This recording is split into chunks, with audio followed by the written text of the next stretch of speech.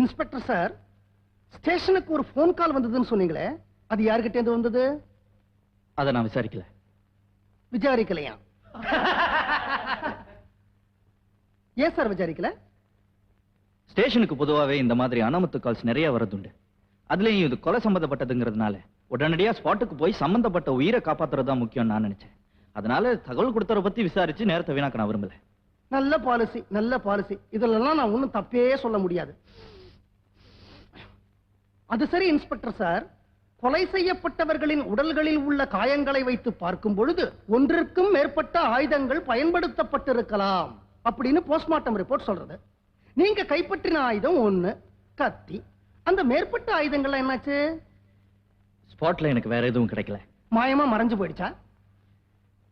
நான் அங்க போறதுக்குள்ள குற்றவாளி அதையெல்லாம் மறைச்சு வச்சிருக்கலாம். வீட்டுல கொண்டு போய் வச்சுட்டு வந்திருக்கலாங்கிறீங்க. I object this your honour. Defence lawyer இந்த கிண்டல நான் வன்மையா கண்டிக்கிறேன். உண்மைகள்லாம் நன்னா கிண்டி கலர்றதுக்காகத்தான் மறு விசாரணைக்கே உத்தரவிட்டு இருக்காங்க. அப்படிங்கறத கனம் பப்ளிக் ப்ராசிக்யூட்டருக்கு நான் ஞாபகப்படுத்த விரும்புறேன் your honour. Objection over ruled. Inspector sir, கொலை நடந்த இடத்துல கைரேகைகள்லாம் இருந்தது நீங்க சொன்னீங்க. அது யாருடைய கைரேகைன்னு சொல்ல முடியுமா? எல்லாமே குற்றவாளியோட கைரேகை தான். குற்றம் சாட்டப்பட்டவருடைய கைரேகைன்னு சொல்றீங்க. எந்தெந்த இடத்துல கைரேகைகள் இருந்தது அதை சொல்ல முடியுமா? செவத்துல 2-3 இடத்துல இருந்தது. வாச கதவுல இருந்தது, பாத்ரூம் கதவுல இருந்தது, அப்புறம் டிவில கூட இருந்தது. டிவியில குறிப்பா எந்த இடத்துல கைரேகை இருந்தது? On off சுவிட்ச்ல. சோவர் டிவியை ஏக்கி இருக்காருன்னு நீங்க சொல்றீங்க. ஆமா. நீங்க போனப்போ டிவி ஆன்ல இருந்ததா இல்ல ஆஃப்ல இருந்ததா? ஆஃப்ல இருந்தது. சோ அவர்தான் ஆஃப் பண்ணிருக்கணும்னு நீங்க சொல்றீங்க. இன்ஸ்பெக்டர் சார், சாதாரணமா கொலை நடக்கிற இடங்கள்ல டிவியோ இல்ல ரேடியோவோ இருந்ததுன்னா இந்த கொலைகாரங்க கொலை செய்யப்படுறவங்களுடைய கூச்சல் வெளியில கேட்க கூடாதுங்கிறதுக்காக டிவியோ ரேடியோவையோ ஆன் செஞ்சு பெருசா வைக்கிறது வழக்கம் இல்லையா? ஆமா. ஆனா நீங்க போன போது கொலை நடந்த இடத்துல டிவி ஆஃப் செய்யப்பட்டிருக்கு. அதுவும் கொலைகாரங்க கையாலேயே ஆஃப் செய்யப்பட்டிருக்குன்னு நீங்க தான் சொன்னீங்க இல்லையா? That's all, Your Honor.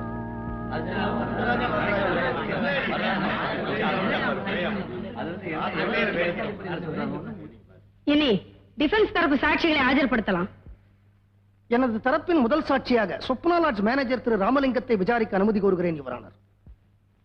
Permission granted.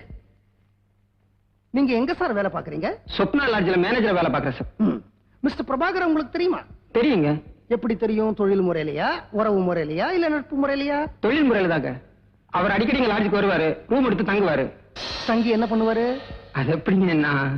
ஓ, உங்க லாட்ஜ் அந்த மாதிரி லாட்ஜா?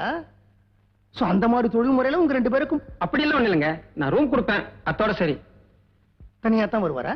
தனியா தான் வருவாரு, ஆனா தனியா தங்க மாட்டாருங்க. சம்பவம் நடந்த அன்னைக்கு மிஸ்டர் பிரபாகர் உங்க லாட்ஜுக்கு வந்தாரா? ஆமாங்க. எத்தனை மணிக்கு? வழக்கமா 10 மணிக்கு வருவாரு, அன்னைக்கு 8 மணிக்கே வந்துட்டாரு. எனக்கே ஆச்சரியமா இருந்தது. ரூம் எடுத்து தங்கினாரா? ஆமாங்க. I object your honour. சம்பவம் நடந்த அன்னைக்கு குற்றவாளி அந்த லாட்ஜுக்கு போயிருக்காரு தவிர அங்க தங்கல. டிஃபென்ஸ் லாயர் வழக்க திசை திருப்ப பாக்குறார். கரெக்ட், திசை திருப்பத்தான் பாக்குறேன். போன தடவை தப்பான திசையில போன இந்த கேஸை இந்த தடவை சரியான திசையில திருப்ப பாக்குறேன்.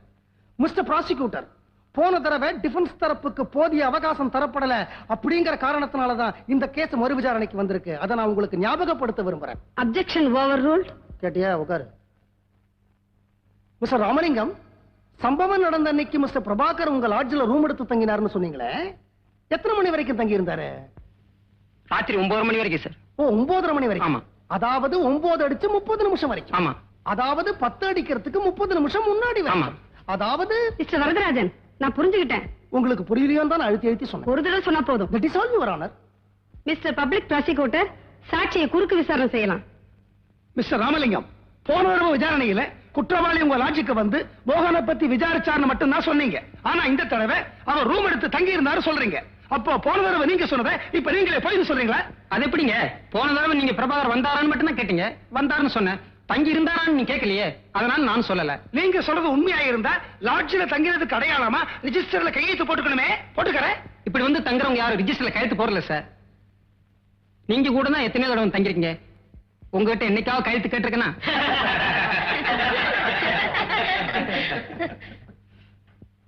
கேட்ட கேள்விக்கு மட்டும் பதில் சொன்னா போதும். அது மட்டும் போதும், அவ்வளவே போதும். That is all, Your Honor. டாய், உன் குழந்தைக்கு காது குத்துறதுல இருந்து கல்யாணம் பண்ற வரைக்கும் அண்ணா அண்ணான்னு என் வீட்டுக்கு ஓடி வருவேன். இந்த இடத்துக்கு என்ன விட்டு நீ தனியா போயிருக்க. யுவர் ஆனர், எனது தரப்பின் இரண்டாவது சாட்சியாக எம்எல்ஏ பாளையத்தை விசாரிக்க அனுமதி கோருகிறேன். மிஸ்டர் பாளையம், நீங்க என்ன தொழில் பண்றீங்க? 20,000 ஓட்டு வித்தியாசத்துல ஜெயிச்சுக்கிறேன். என்ன பார்த்து இன்னாமா கேள்வி கேட்ட கண்ணு? அரசியல். இதோ நிக்கிறாரே, இவர் உங்களுக்கு தெரியுமா? ஓ, தெரியுமே. எப்படி தெரியும்? எப்படி தெரியாம போடும்?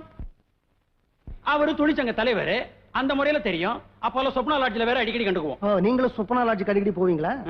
எதுக்காக போவீங்க? ஒரு வசதிக்காக. என்ன வசதி? பொதுமக்களுடைய வசதிக்காக. என்ன அங்க பல பேர் பல விதமா பார்க்க வருவாங்க. சம்பவம் நடந்த அன்னைக்கு இவர் அங்க சந்திச்சீங்களா?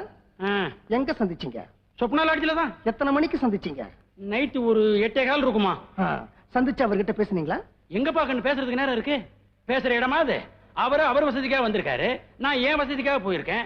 வணக்கம் சார் அப்படின்னாரு, அத்தோட சரி. மறுபடியும் எத்தனை மணிக்கு அவரை சந்திச்சீங்க? அப்பால நைட்டு ஒரு 9:30 மணி இருக்கும். அவர் வெளியே போகும்போது பார்த்தேன். உங்க வசதி எல்லாம் முடிஞ்சதுக்கு அப்புறம் கேப்லயே. சாதாரணமா எத்தனை மணிக்கு உங்க வசதி முடியும்? அது முன்ன பின்ன இருக்கும். That's all, Your Honor. இதெல்லாம் எனக்கு தெரியாதுப்பா. அவர் வெளியே போனது மட்டும் தான் நான் பார்த்தேன். இது ஜட்ஜோட வசதிக்கு. மிஸ்டர் பப்ளிக் ப்ராசிக்யூட்டர், சாட்சியை குறுக்கு விசாரணை பண்ணலாம். மிஸ்டர் பாளையம், நீங்க எந்த கட்சின்னு சொன்னீங்க? ஊதா கட்சி. தேர்தல் சமயத்துல நீங்க மஞ்சள் கட்சியில தீவிரமா இருந்ததாக பேப்பர்ல படிச்சேனே. ஊதா கட்சிக்காரர்கள் என்னை விலைக்கு வாங்கி விட்டார்கள். இது கோர்ட். ஓஹோ, இது உயரமான இடத்துல ஏறி நின்னாலே அந்த புத்தி வந்துருதுப்பா. சோ நீங்க பணத்துக்காக என்ன வேணா செய்வீங்க, அப்படித்தானே? சில்லறைக்கெல்லாம் பண்றது இல்ல, பண்டலுக்கு மட்டும் பண்ணிக்கிட்டு இருக்கேன். இப்ப நான் சொல்றேன், நீங்க குற்றவாளி கிட்ட பணத்தை வாங்கிக்கிட்டு பொய் சாட்சி தான் சொல்ல வந்திருக்கீங்கன்னு ஒத்துக்கிறீங்களா? ஒத்துக்க மாட்டேனே. அரசியல் தாமா எனக்கு வைத்து போய்ப்பு. கோர்ட்ல பொய் சாட்சி சொல்றதா? பீசாச்சு. சரி, சம்பவம் நடந்த அன்னைக்கு சொப்னா லாட்ஜ்ல பிரபாகரை சந்திச்சதா சொன்னீங்களே, எங்க சந்திச்சீங்க? முன்பகுதி ரிசப்ஷன். அதுக்கப்புறம் அவர் எங்க போனாரு, என்ன செஞ்சாரு உங்களுக்கு தெரியுமா? தெரியாதுமா. 9:30 மணிக்கு அவரும் சப் இன்ஸ்பெக்டர் அம்மாவும் ஒன்னா வெளியே போனாங்க, அதான் தெரியும். சப் இன்ஸ்பெக்டர் அம்மாவா? வித்யாமா, கேட்டு பாரு. இல்லன்னு சொல்ல சொல்லு.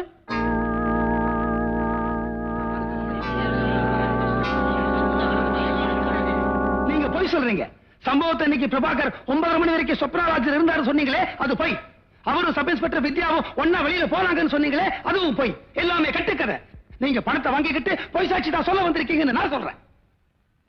That is all, Your Honor.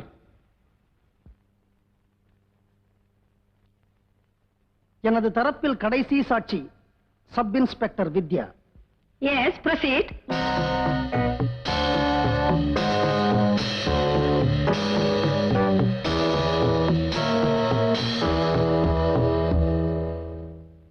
சத்தியமாக நான் சொல்வதெல்லாம் உண்மை, உண்மையை தவிர வேறு இல்லை.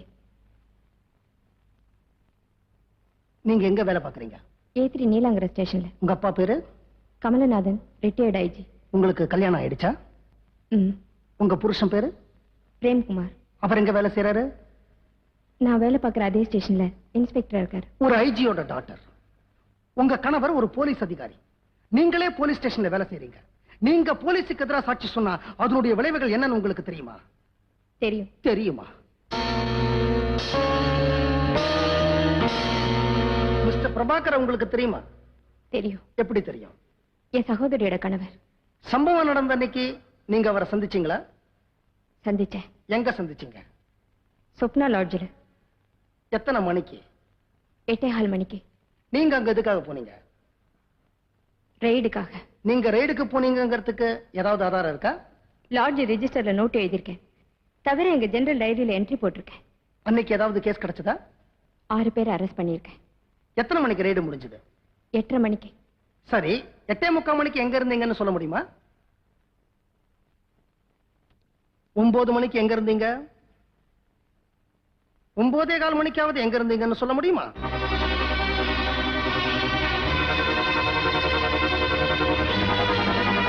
நீங்க ஒரு போலீஸ் அதிகாரி. ஒரு நிரபராதியை காப்பாத்துறது தான் உங்க கடமை. நீங்க மௌனம் சாதிச்சீங்கன்னா அனாவசியமா என்னுடைய கட்சிக்காரருடைய உயிர் போயிடும். உண்மையை ஒத்துக்குங்க. அன்னைக்கு ரைடுங்கிற போர்வேல நீங்க சொப்னா லாட்ஜுக்கு போனதே மிஸ்டர் பிரபாகரை சந்திக்கத்தான். உங்களுடைய ரைடு 8:30 மணிக்கு முடிஞ்சு போயிடுச்சு. ஆனா 9:30 மணி வரைக்கும் நீங்க அங்க இருந்திருக்கிறீங்க. நீங்களும் பிரபாகர் ஒன்னா வெளியில போனதை மிஸ்டர் பாளையம் பார்த்திருக்கிறாரு. சோ 8:30ல இருந்து 9:30 வரைக்கும் ஸ்வப்னா லாட்ஜ்ல ரூம் நம்பர் 31ல நீங்களும் பிரபாகரும் ஒன்னா தங்கி இருந்திருக்கீங்க அப்படின்னு நான் சொல்றேன்.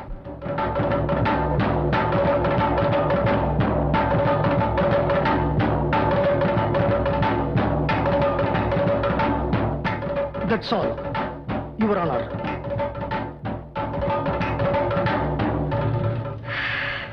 பப்ளிக் ப்ராசிக்யூட்டர் சாட்சியை குறுக்கு விசாரணை செய்யலாம். யுவர் ஆனர்,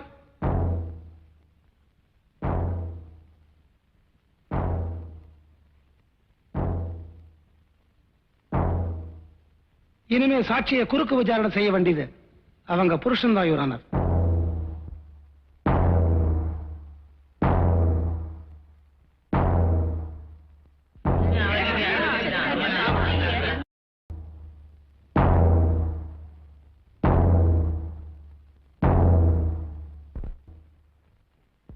இதுவரை வழக்கறிஞர்களின் வாதங்களை அடிப்படையாக வைத்து தீர்ப்புகள் வழங்கி வந்த அந்த நீதிமன்றம் இப்போது முதன்முறையாக ஒரு நிரபராதி தண்டிக்கப்படக்கூடாது என்கிற நல்ல எண்ணத்தில் பகிரங்கமாக உண்மையை ஒப்புக்கொண்ட ஒரு பெண்ணின் தியாகத்தை அடிப்படையாக வைத்து தீர்ப்பு வழங்குகிறது. கொலை நடந்ததாக சொல்லப்பட்ட அந்த 2 மணி நேரமும் குற்றம் சாட்டப்பட்ட பிரபாகர் கொலை நடந்த இடத்தில் இல்லை என்பதும் இந்த கொலைகளை அவர் செய்திருக்க முடியாது என்பதும் திருமதி வித்யாவின் சாட்சியத்தின் மூலம் சந்தேகத்திற்கு இடமின்றி நிரூபணமாகியிருப்பதால் இந்த வழக்கிலிருந்து நான் அவரை விடுதலை செய்கிறேன்.